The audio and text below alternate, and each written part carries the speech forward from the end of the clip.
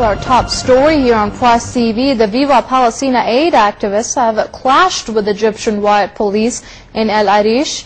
Press TV's correspondent says several activists have been injured in the clashes. The scuffles broke out after Egypt said it would not allow some 60 vehicles of humanitarian aid through to Gaza. The convoy includes more than 200 trucks laden with basic food items and medical supplies. In an attempt to break the Gaza siege, the convoy has arrived in El Arish. Earlier, Cairo said it would allow only 157 members of the group to drive to Gaza.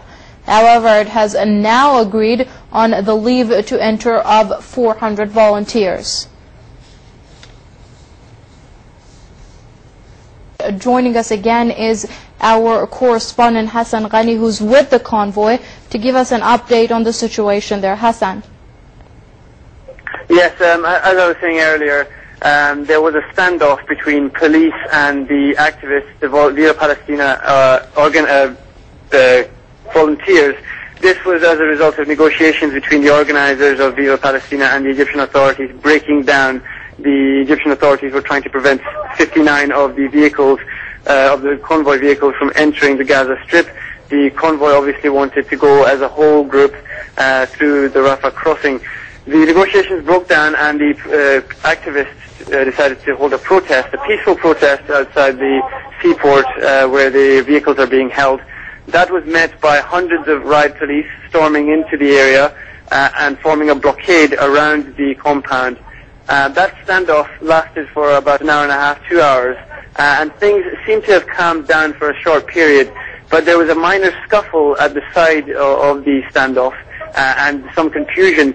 The Viva Palestina Convoy members seem to have thought that one of their members was being beaten by the police, and then basically clashes broke out between both sides. Rocks and bricks, quite large ones, were thrown by the police at the convoy. The convoy returned stones and bricks in the police's direction. The windscreens of the trucks of the convoy have been smashed. The buildings in the compound have been smashed by the volunteers. There's been a lot of violence here. There are many people who have been injured. Several people have serious head injuries and are being looked at by doctors in the convoy. Ironically, much of the medical equipment that is meant for Gaza is now being used to treat those volunteers who are trying to take that equipment to the Gaza Strip. The organizers are now currently speaking to the police outside to try and calm the situation down. At the moment, the hostilities seem to have stopped, but there are the police continue to wait outside with their batons, and there are also some people in plain clothes accompanied by police carrying, I can see them from where I'm standing, carrying large planks and who appear to be ready to attack the convoy. They're waiting on the perimeter of the convoy's compound. Seem to be waiting for more violence. A blinding flash of white light lit up the sky over Gaza tonight.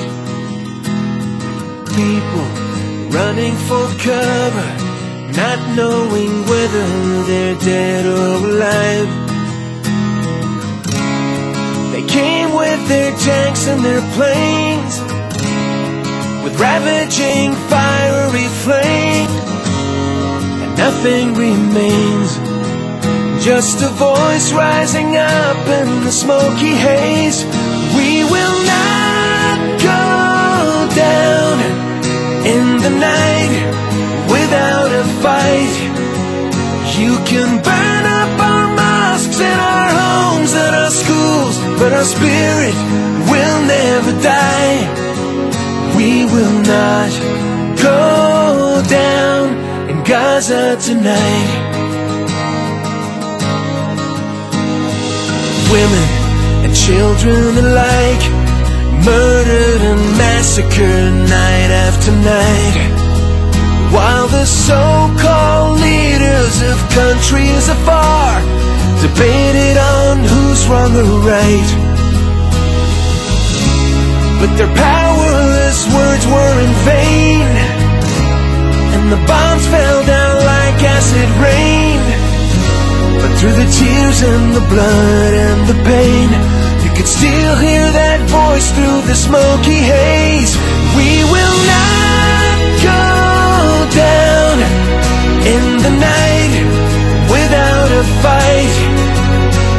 can burn up our mosques and our homes and our schools, but our spirit will never die. We will not go down in Gaza tonight.